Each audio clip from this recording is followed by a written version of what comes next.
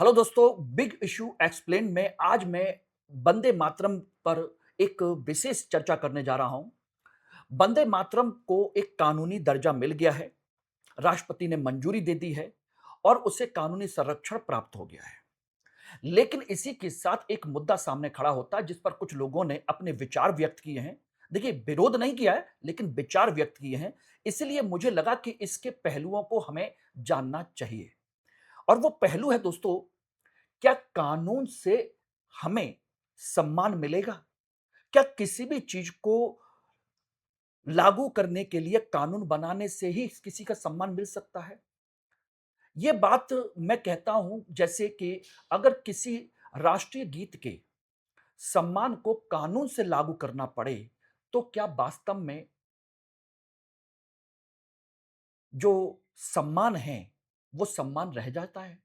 जबरदस्ती लगाना पड़े? या सम्मान दिल से उत्पन्न होता है? ये बताइएगा। आज मैं इसी चीज पर मैं चर्चा करूंगा, क्योंकि इसमें सम्मान, धैर्य और कानून और साथ के साथ हमारे जो राष्ट्रीय प्रतीक हैं, उन सभी पहलुओं की मैं चर्चा करूंगा। ये ध्यान रखना। मैं देखिए वंदे मातरम का या कोई भी लीडर जो है या कोई भी व्यक्ति है इसका विरोध नहीं कर रहा है, लेकिन मैं इस पर विचार प्रकट करने जा रहा हूं जिसको हम सभी को जानना समझना चाहिए। और उस पर मैं आप लोगों से सवाल भी पूछूंगा, आपसे राय भी पूछूंगा कि आपकी राय क्या है। क्योंकि यह कोई छोटा मोटा हिस्सा नहीं है, एक बड़ा मुद्दा है, बड़ी चीज है जिसको हमको जानना चाहिए। और इसकी पीपीटी और इसकी सारी चीजों को लेने के लिए, कलेक्ट करने के लिए आप मेरे टेलीग्राम चैनल को ज्वाइन कर सकते हैं। यहां से आप स्कैन कर सकते हैं और इंस्टाग्राम पर मुझे फॉलो कर सकते हैं। तो चलिए इस वीडियो को हम लोग आगे कंटिन्यू करते हैं। मेरा नाम मनोज कुमार है और मैं आज आप लोगों के साथ में वंदे मातरम के इस कानूनी पहलू के अलग अलग पक्षों की चर्चा करूंगा। दोस्तों, ये बात उठती है कि अगर किसी राष्ट्रीय गीत के सम्मान को कानून से लागू करना पड़े, तो क्या वास्तव में वह सम्मान सम्मान रह जाता है? क्योंकि उसे कानून और न्याय के माध्यम से जबरदस्ती फोर्सफुली देना पड़ रहा है, जबकि जो सम्मान है, भावना है, वो हमारे दिल से उभरती है। क्योंकि राष्ट्रपति की मंजूरी के बाद ये अब कानूनी संरक्षण इसको प्राप्त हो चुका है। ये बात मैंने आपको बिल्कुल कही है स्पष्ट तौर पर। लेकिन बात आती है इसके पूरे बैकग्राउंड को लेकर के, वंदे मातरम का एक बैकग्राउंड क्या है। देखिए, संसद ने prevention of insults to nation honour amendment bill 2026 पेश किया था, जिसे राज्यसभा से जुलाई में मंजूरी मिल गई।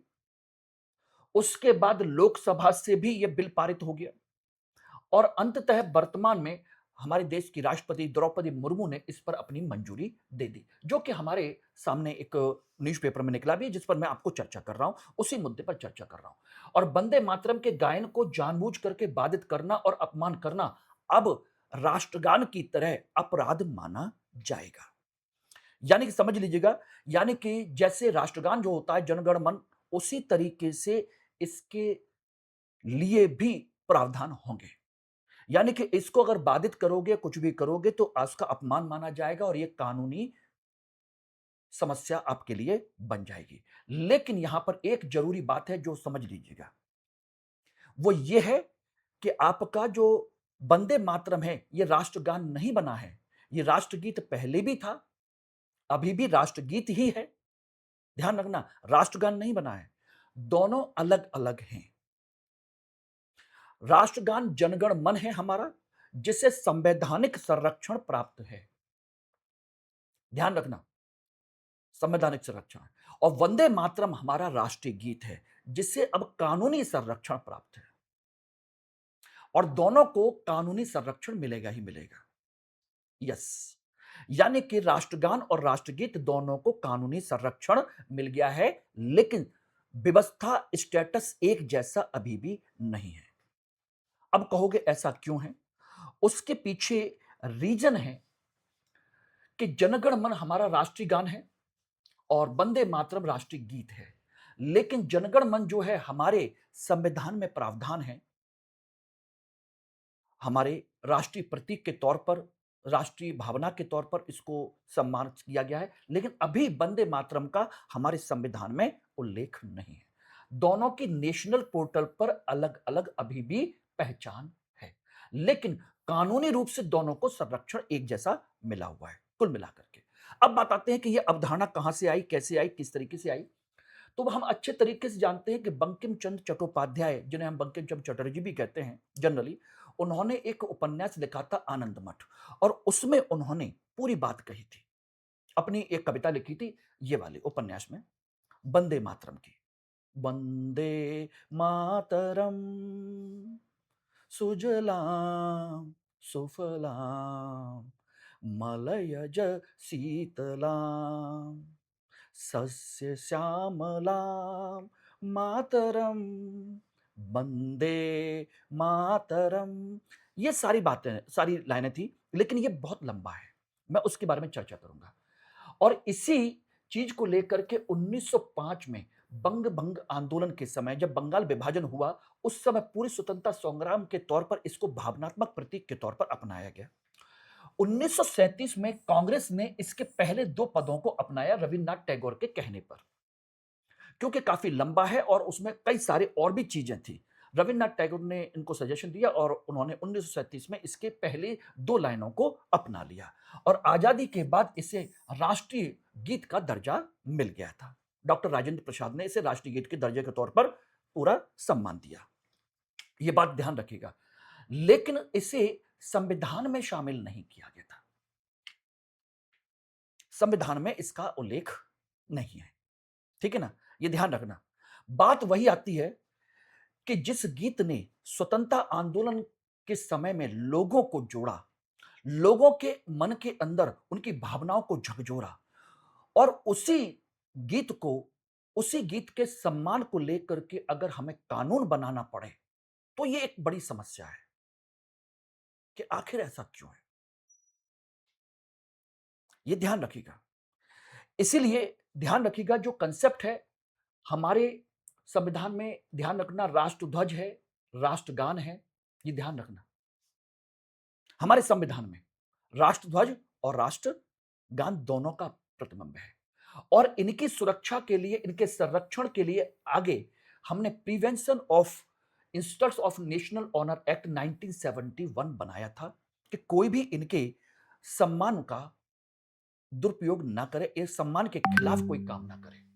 अब इसी कानून में संविधान संशोधन करके 2026 में राष्ट्रीय गीत को भी जोड़ दिया गया है, और उसको भी इसी दायरे में ऐड कर दिया गया। यानी कि अब कंडीशन यह है कि अब राष्ट्रीय झंडा हो या आपका राष्ट्रीय कहा जाए कि गान हो, या हमारा इवन हमारा अपना खुद का संविधान हो, ठीक है ना, उसमें डालने का यह प्रावधान है, कानूनी रूप से संरक्षण का प्रावधान है। और 2026 में अब हम राष्ट्रीय गीत को भी इसमें शामिल कर चुके हैं, अब इसे एक वैधानिक दर्जा मिल गया है। लेकिन बात ध्यान रखिएगा, सम्मान करना और क्रिमिनल लायबिलिटी दोनों अलग अलग चीजें हैं। एक होता है सम्मान जो अंदर से भावना से आता है, और एक होता है कि जबरदस्ती फोर्सफुली कानून के माध्यम से इसको लागू करवाया जाता है। यही जो अंतर है, बस इसी बात के लिए आज का हमारा डिस्कशन है। असली सवाल आता है इसके आगे। कांग्रेस के एक बड़े लीडर हैं और बहुत चर्चित हैं अपने बातों से, अपनी अंग्रेजी से और अपने मुद्दों से, शशि थरूर। उनका सवाल है उनकी इसकी व्यवहारिकता को लेकर के, और व्यवहारिकता यह है कि राष्ट्रगान को गाने में जब हम किसी सरकारी प्रोग्राम की बात करते हैं, तो या किसी भी ऐसी जगह पर जाते हैं जहां राष्ट्रगान का प्रावधान होता है, फिल्म थिएटर वगैरह में भी, तो वहां पर 52 सेकंड का हमें समय लगता है। और अब दूसरा प्रावधान यह है कि अगर राष्ट्रगीत को भी उसमें शामिल किया जाएगा, तो 3 मिनट 10 सेकंड के गाने का वंदे मातरम का फुल रेंडिशन है। और तीसरा, अगर ये तो केंद्र सरकार के स्तर पर, अगर किसी राज्य सरकार ने, जैसा कि अभी तमिलनाडु ने कहा कि हमारा राष्ट्रगीत भी है, वो राज्य गीत भी है, उसको भी गाया जाना चाहिए किसी भी प्रोग्राम के समय में, तो क्या उस समय लगभग 6 मिनट का समय बनता है, लगभग 6 मिनट, क्या उतनी देर सभी लोग पूरे भावना के साथ खड़े रह सकते हैं प्रोग्राम के अंत में भी? कहीं-कहीं पर कंडीशन ये होती है, प्रोग्राम के अंत में भी ये होता है और प्रोग्राम के शुरुआत में भी होता है। कहाँ 30 सेकंड का, 52 सेकंड और कहाँ अब 6 मिनट का। 6 मिनट तक लगातार खड़े होना। ये उन्होंने इसी बात की व्यावहारिकता पर प्रश्न उठाया था कि सम्मानपूर्वक खड़े रहने की अपेक्षा करना व्यावहारिक है या इससे कहीं सम्मान बढ़ने के बजाय कहीं उल्टा असर तो नहीं हो जाएगा, काउंटर प्रोडक्टिव तो नहीं हो जाएगा कि लोगों के मन में जबरदस्ती इसके प्रति नेगेटिविटी तो नहीं आ जाएगी कि यार ये सब क्या हो रहा है? क्योंकि लोगों के दिमाग की कोई वो नहीं है, समझ नहीं है कि वो क्या करें। यही सबसे बड़ा हमारा आज का मुद्दा है, यानी कि प्रैक्टिकली इंप्लीमेंटेशन का। जिसमें अभी सोचिएगा, तमिलनाडु सरकार ने भी ये कहा कि नेशनल सिंबल है, स्टेट की अपनी आइडेंटिटी भी है, तो उसका भी तो राज्य गीत हो सकता है। अपने राज्य समारोह में वंदे मातरम के साथ या उससे पहले राज्य गीत को भी अनिवार्य जगह देने की उन्होंने बात कही है। ऐसे में पूरे देश में एक समान सख्त कानून हर जगह लागू करना कितना व्यवहारिक होगा या क्या क्षेत्रीय भावनाओं से टकराएगा? क्या-क्या होगा? कि भई नहीं, आप राज्य गीत मत चलाइए। क्यों नहीं चलाएंगे भाई? और ऐसे में 6 मिनट तक लगातार खड़े रहना, सम्मान करना सभी के लिए संभव है, वो भी कानूनी रूप से। ऐसा नहीं है कि सम्मान कर नहीं सकते, सभी को सम्मान करना चाहिए, इसमें कोई शक नहीं है और ये दिल से आना चाहिए। इसके लिए कानूनी बाध्यता क्यों है? यही व्यावहारिकता का प्रश्न है। क्योंकि बात आती है कि कानून से वास्तव में सम्मान दिलाया जा सकता है? राष्ट्रीय प्रतीक सिर्फ व्यक्तिगत भावना नहीं है, राष्ट्रीय पहचान है। इसलिए कानून लागू होना चाहिए। इसकी सुरक्षा राज्य की जिम्मेदारी है, इसलिए कानून होना चाहिए। दुनिया के कई देशों में ऐसे कई कड़े कानून हैं जिन लोगों ने इसके पक्ष में समर्थन दिया है कि नहीं, कानून होना चाहिए, इसमें कोई शक नहीं। दूसरी तरफ आपत्ति, कानून अपमान को दंडित कर सकता है। कानून किस लिए होना चाहिए? अपमान करने पर दंडित करने के लिए, ना कि लागू करने के लिए। जो विरोधियों का कुछ लोगों ने कहा, विरोधी नहीं बल्कि उन लोगों ने जिन्होंने कहा कि इसकी व्यवहारिकता पर प्रश्न चिन्ह उठाया है। उसको विरोधी नहीं कह रहे, वो इसके विरोध में नहीं है, बल्कि व्यवहारिकता की बात कह रहे हैं कि भाई कानून लागू होना चाहिए कि कोई इसका सम्मान न खोए, न खोने दे, इसका सम्मान किसी भी गरिमा को नीचे न गिरने दे। उसके लिए आपका कानून होना चाहिए कि भाई इसका पालन होना चाहिए। आपने इसका सम्मान क्यों नहीं किया? इसका डिसरेस्पेक्ट क्यों किया गया?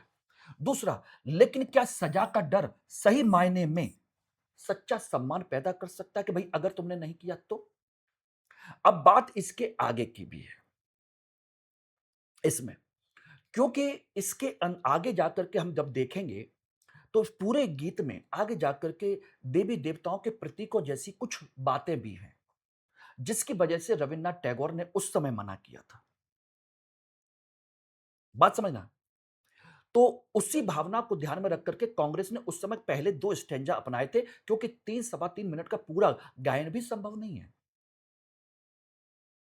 उस समय के हिसाब से 2 स्टैन्जा उन्होंने अपनाए थे। खैर, वो एक अलग मुबाद का मुद्दा है कि मुसलमान क्या सोचें, क्या नहीं सोचेंगे, लेकिन बात यह है कि कानून के डर से उसको पालन करवाना, क्या वास्तव में सम्मान पैदा कर पाएगा? यही इसका मुद्दा है, यही है। बेशक कानून का हमारा जो उद्देश्य है कि कानून के माध्यम से हम इस सम्मान को लागू करवाएं, लोगों को लागू करने के लिए प्रेरित करें, उनको दबाव डालें। ध्यान रखना, ये सारी चीजें हैं और इसके लिए विभिन्न देशों में अलग-अलग व्यवस्था भी है, सारी चीजें भी हैं। ये ध्यान रखना। अब इसका संवैधानिक प्रावधान क्या है? देखिए, संवैधानिक प्रावधान के तहत अगर हम बात करें, तो हमारा अनुच्छेद 51 ए जो हमारा जो कर्तव्य है, उसमें राष्ट्रध्वज और राष्ट्रगान का सम्मान की बात की गई है। क्या ये राष्ट्रीय गीत पर उतना ही मजबूती से लागू हो पाएगा कि भाई कर्तव्य के तौर पर? क्योंकि उसमें ये शामिल नहीं है अभी। दूसरी बात, फ्रीडम ऑफ एक्सप्रेशन नागरिक का अधिकार है। क्या नागरिक को व्यक्तिगत असहमति या मौन रहने का अधिकार है? क्या वो जरूरी है उसको गाना ही पड़ेगा? मौन नहीं रह सकता है? ये भी बात आएगी। Freedom of expression. तीसरा, रीजनेबल रिस्ट्रिक्शन। आर्टिकल 19(2) राज्य नागरिक के आचरण को सार्वजनिक हित में कितना रेगुलेट कर सकता है, व्यक्तिगत स्वतंत्रता की भावना कितना उसको कंट्रोल कर सकता है। ये एक आपके यूपीएससी के एंगल्स हैं, क्योंकि इसी में एक केस आया था, अगर आपको ध्यान हो, Vijay Emmanuel versus state of Kerala case 1986 का।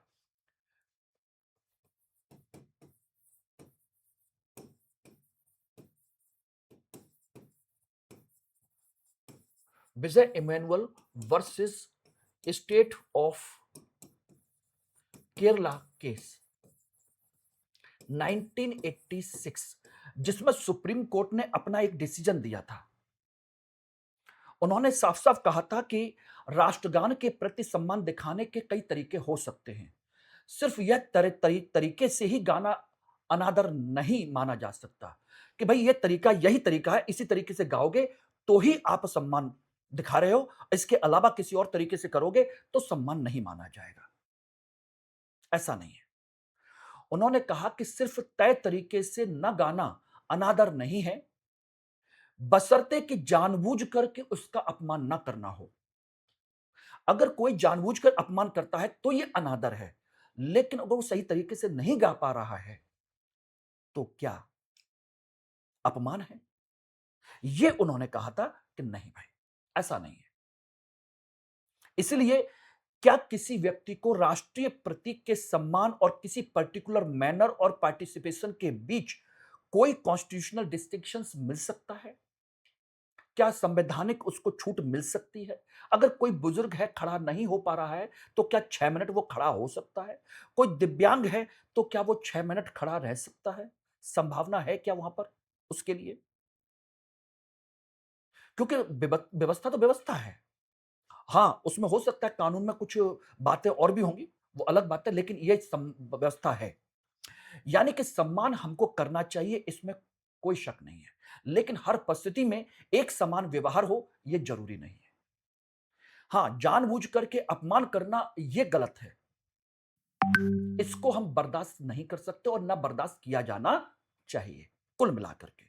तो राष्ट्रगान के प्रति सम्मान दिखाने के कई तरीके हो सकते हैं, ये उन्होंने Vijay Emmanuel versus state of Kerala case में कहा था। सिर्फ तय तरीके से ना गाना ही, यानी कि चुपचाप खड़े रहना भी अपने आप में अनादर नहीं है। शर्त कोई जानबूझ करके अपमान या विघ्न न डाल रहा हो, तो क्या मौन रहने का सिद्धांत अब वंदे मातरम पर भी लागू होगा? यह है, यही है व्यवहार बनाम अपमान। कानून को वास्तविक दायरे को समझने के लिए सम्मान करना इजुकल टू हर परिस्थिति में एक जैसा व्यवहार करना संभव है, यानी कानून व्यवहार नहीं थोपता। दूसरा, जानबूझकर अपमान करना, विघ्न डालना, नॉन पार्टिसिपेशन, चुप रहना कानून सिर्फ विघ्न डालने से रोकता है। चुप आप रह सकते हो, यह सुप्रीम कोर्ट का केस है। कानून का दायरा सिर्फ जानबूझकर किए गए अपमान को, अपराध को रोकता है, उसके व्यवहार को नहीं। तो ऐसी स्थिति में क्या खड़े रहना सम्मान होगा, बैठे रहना सम्मान होगा या असम्मान होगा? क्या-क्या चीजें होंगी? और 6 मिनट का समय बहुत होता है, क्योंकि जरूरी नहीं है कि हर व्यक्ति खड़ा रह पाए। यही व्यावहारिकता का मुद्दा था। अब बताइएगा मुझे कि आज का ये डिबेट, आज का ये डिस्कशन आप लोगों को बिग इश्यू एक्सप्लेन में कैसा लगा? क्या इसके सभी पहलू आपको क्लियर लगे? आपकी राय मैं कमेंट सेक्शन में जरूर जानना चाहूंगा। ये ध्यान रखिएगा कमेंट सेक्शन में, ठीक है ना? तो बस अंतिम बात मैं ये कहना चाहूंगा कि राष्ट्रीय प्रतीकों का सम्मान हर नागरिक का कर्तव्य है, इसमें कोई शक नहीं है और करना चाहिए। हमारे अपने देश के प्रतीक है। विवाद इस बात पर नहीं है कि सम्मान होना चाहिए या नहीं, सम्मान की सीमा क्या हो, यह इंपॉर्टेंट है। दूसरा, एक और राज्य की जिम्मेदारी है, तो दूसरी ओर यह डर है कि अनिवार्यता कहीं औपचारिकता या नाराजगी में ना बदल जाए।